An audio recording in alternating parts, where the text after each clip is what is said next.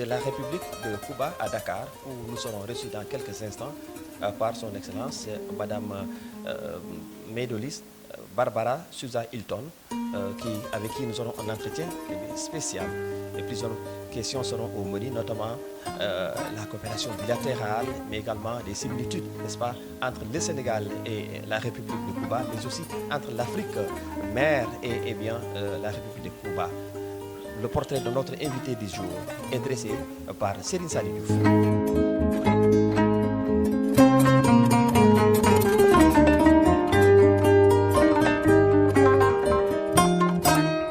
Madame Maydolis Barbara Souza Hilton, diplômée en éducation et spécialisée en anglais avec une maîtrise en linguistique appliquée à l'Université de La Havane. Diplômée et cours de 3e cycle sur l'Afrique et de même sur l'Union africaine à l'Institut de relations internationales Raoul Roa à La Havane.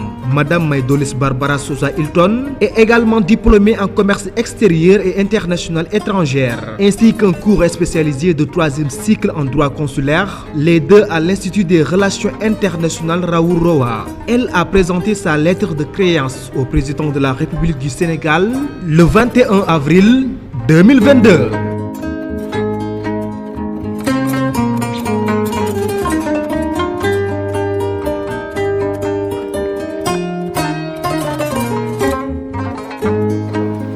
Madame Maydolis Barbara Souza Hilton, bonsoir. Bonsoir, soyez le bienvenu à l'ambassade de Cuba, encore une fois. Merci en tout cas de nous avoir accordé cet entretien. Merci à vous pour l'intérêt que vous porte à faire cet entretien. Tout à fait. Alors, vous êtes l'ambassadrice, n'est-ce pas, de la République de Cuba à Dakar au Sénégal. Excellence, en parlant de Cuba, on pense immédiatement à l'une des figures emblématiques, n'est-ce pas, du monde, en l'occurrence le président Fidel Castro. Pouvez-vous revenir un peu sur M. Castro? D'accord, merci d'évoquer la figure de Fidel Castro, que vous avez bien dit, c'est une figure emblématique et bien connue au niveau international. Fidel a été un combattant pour la libération du peuple. Tout à fait. Et pas seulement pour Cuba, sinon pour le peuple de tout le continent, Amérique, Asie, Afrique. Absolument. Où nous sommes. Et cette année, on est déjà en cours de commémorer les 100 ans de vie de Fidel Castro. Parce que même si demain, 25 novembre, on va commémorer, ça fait déjà 9 ans qu'il n'est pas dans cette terre, il n'est pas parmi nous, oui. Mais sa pensée, ses idées, sa façon d'agir, ses leçons, son légué, nous accompagnent toujours, ils sont toujours avec nous. Oui. Et le peuple cubain, les autorités cubaines et tous les amis de Cuba, ils sont déjà dans la commémoration de les 100 ans de Fidel, oui. Et que ça sera en 2026. Et cet entretien, je vais d'abord la dédier à son pensée et son histoire, absolument. Son parcours révolutionnaire.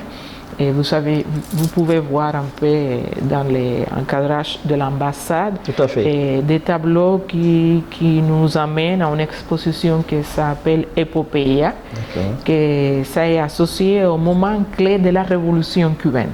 Au moment clé de la révolution cubaine et bien sûr avec notre leader historique Fidel Castro. Après, on peut rentrer dans les livres, son ouvrage, mais il faut retenir que Fidel, comme vous avez dit, c'est une figure emblématique. Tout à fait. Et à l'Afrique, il a été bien reconnu, respecté. Absolument. Parce qu'il a fait beaucoup pour les mouvements d'indépendance et de libération du peuple africain. Lui et le peuple cubain qui l'a suivi. Surtout pour apporter la dignité au peuple. Au peuple, oui. Et ça, c'est important. Oui.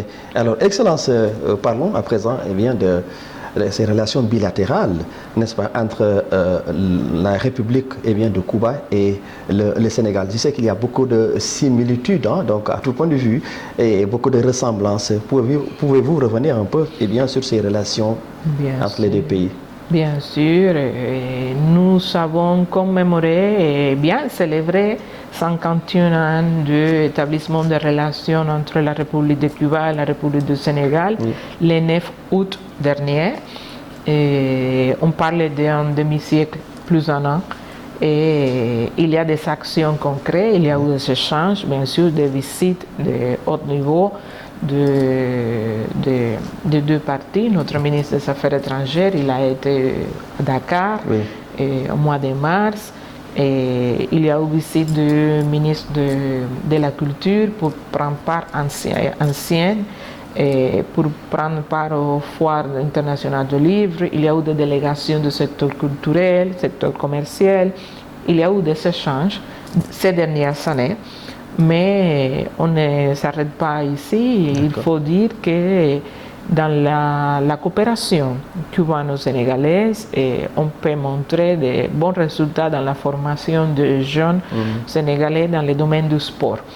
Il y a des diplômés sénégalais qui maintenant, aujourd'hui, ils sont docteurs en sciences, ils sont au niveau des conseillers techniques, au niveau du ministère de la Jeunesse et du Sport, et se sont diplômés à Cuba et dans ce domaine. Ils sont maintenant au Sénégal pour contribuer au développement de leur pays.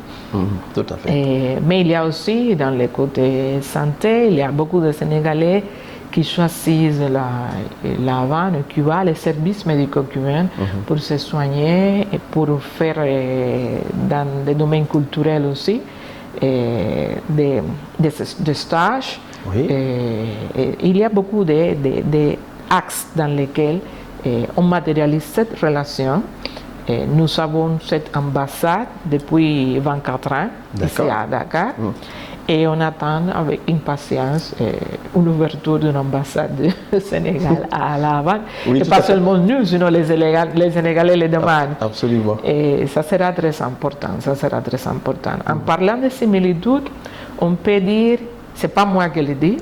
Ce sont les Sénégalais qui ont visité La Havane, qui ont visité Cuba, qui se sont dit que Cuba, c'est la teranga cubaine. Ça veut dire il y a l'esprit comme la teranga sénégalaise. Comme la teranga sénégalaise, il y a l'esprit d'hospitalité. Tout à fait. De la joie de vivre, de partager ce que nous avons et ce pas que nous reste. Ça veut dire le vivre ensemble. Et c'est quelque chose de très africain qu'on a hérité de nos aïeux, parce qu'il faut bien garder dans la tête qu'il y a une histoire commune que nous lie, et ce sont les hommes esclavisés qui ont été amenés par force à l'autre côté de l'Atlantique, et Cuba a bien sûr reçu beaucoup de ces hommes et femmes, même enfants, et ils sont partis de notre nationalité. Et ils ont contribué au mouvement d'indépendance à Cuba. Alors nous sommes fiers de nos racines africaines. C'est une façon de dire que les descendants des Africains à Cuba sont reconnus partout et on s'identifie avec les origines africaines et sont une fierté pour nous. Et cela est d'autant plus important puisque vous venez d'évoquer beaucoup de facteurs en même temps. Alors aujourd'hui, concrètement, des choses ont été faites, surtout dans les différents domaines que vous venez d'évoquer, notamment la santé. Oui, on a évoqué, par exemple, il y a dans les domaines culturels surtout des accords entre les institutions.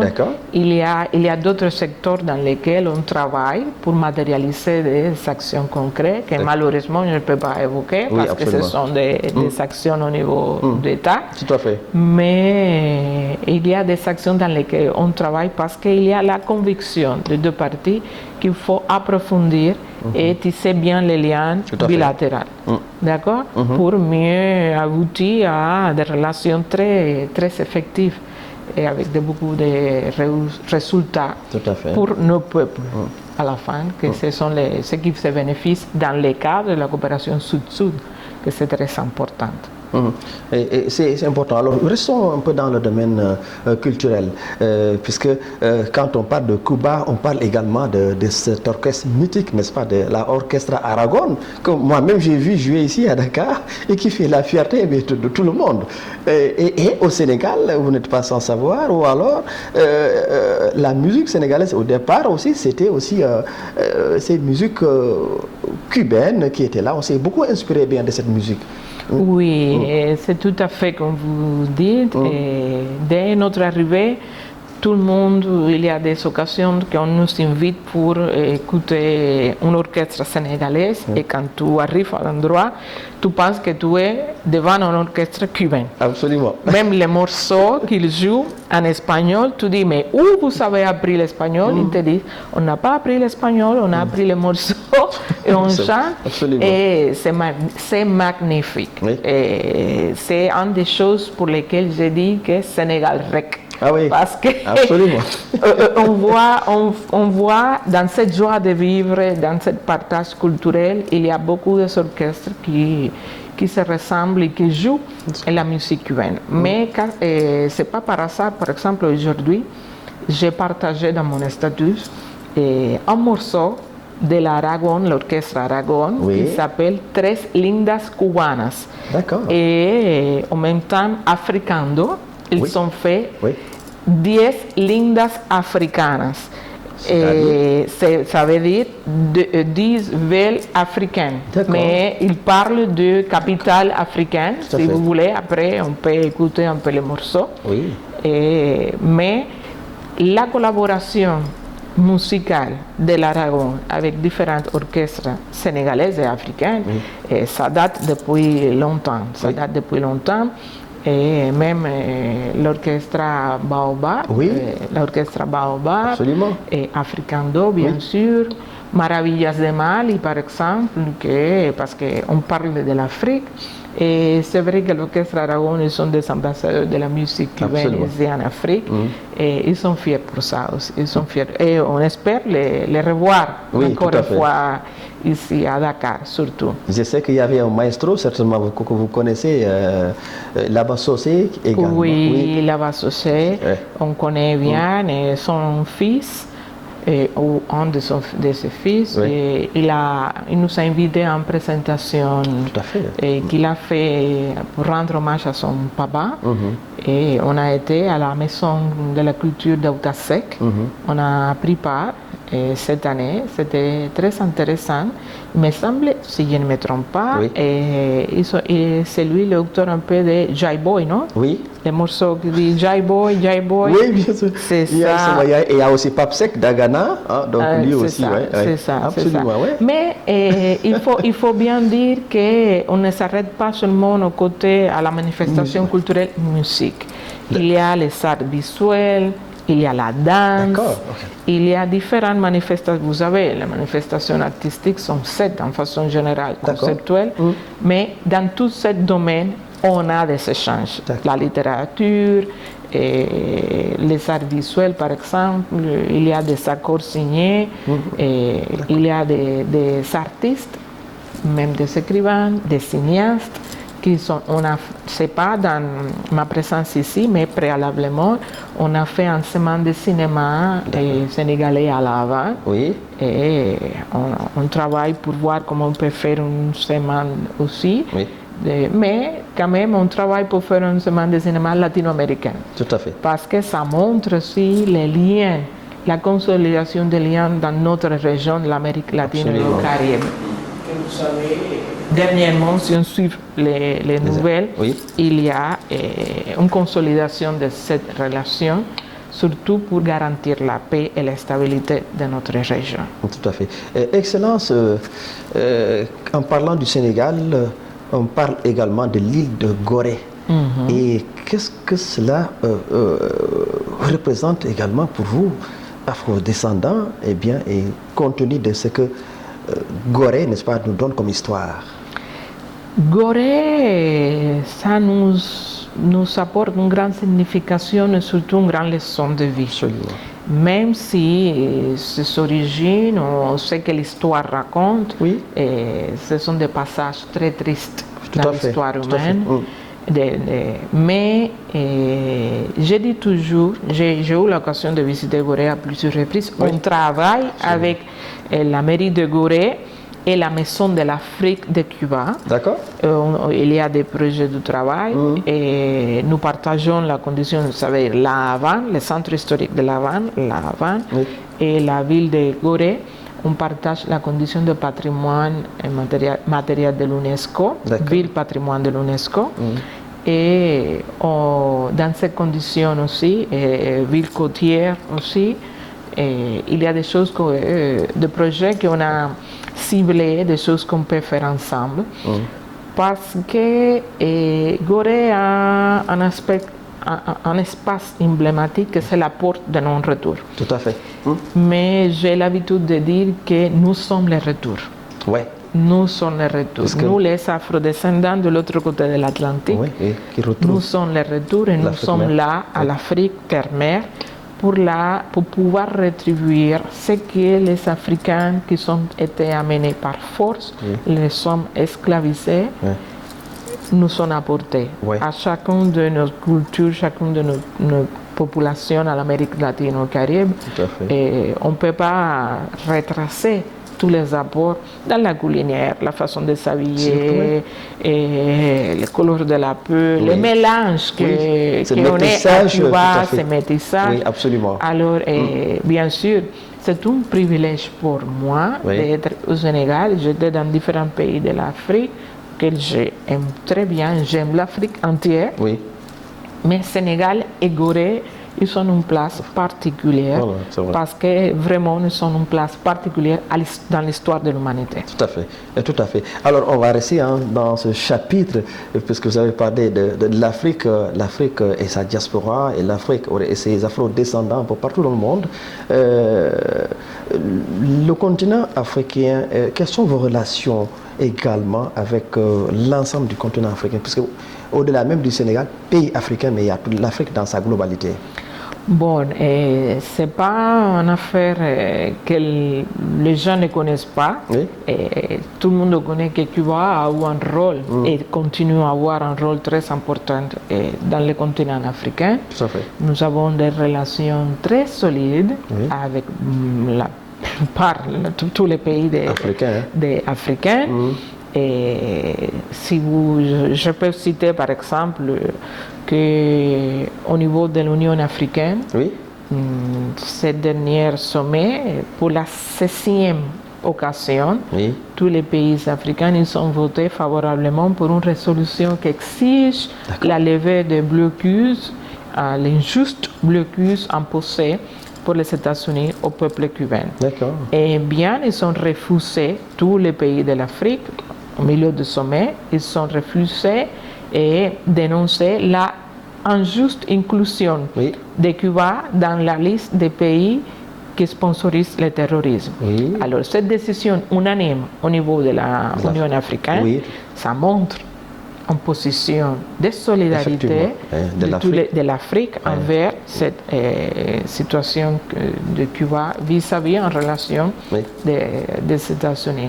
Mais au-delà de ça, Cuba a fait partie de tous les processus, en bonne partie des processus d'indépendance de pays africains. On a notre carte diplomatique est très intéressante, très vaste.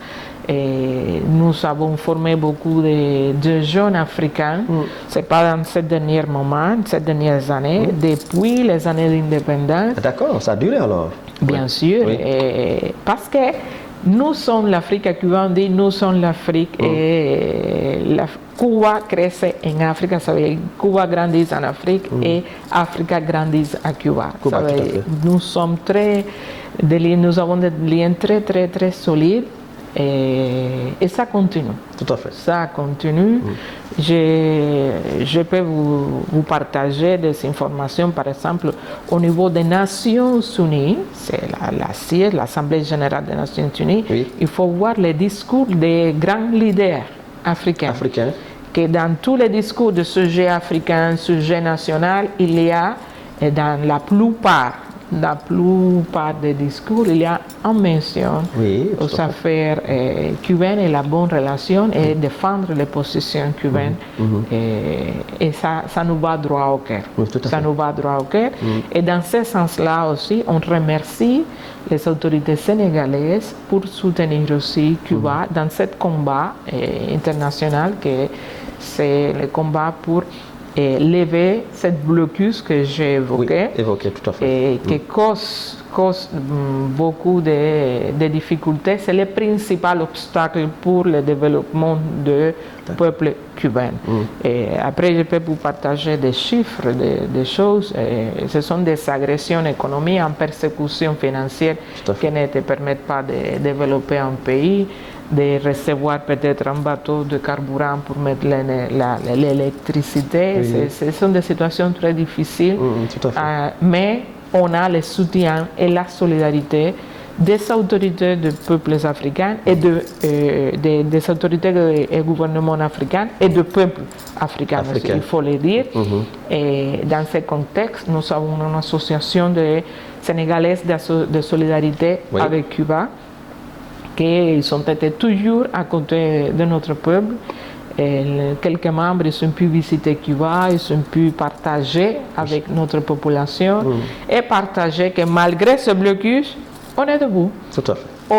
On partage avec notre savoir-faire, on partage nos résultats et notre développement scientifique. Tout à fait. Et des fois, quand j'ai des entretiens avec des autorités sénégalaises, et on évoque toujours les passages du combat de la Covid au niveau international. Comme les médecins cubains, ils sont partis, ils sont arrivés dans quelques destinations en Europe et même ici en Afrique pour aider le peuple à faire face à cette pandémie. Cette pandémie, qui a marqué le monde entier. Tout à fait. Alors, vous l'avez dit tout à l'heure dans vos explications, les États-Unis d'Amérique, j'aimerais bien qu'on parle de vos relations avec le pays de Donald Trump, parce que je sais que récemment, Donald Trump a pris un certain nombre de mesures contre beaucoup de pays d'Amérique latine, et vous n'êtes pas épargné. Mais d'abord, j'aimerais bien que vous reveniez un peu sur vos relations avec les États-Unis, surtout sous l'ère Trump. On a eu deux mandats.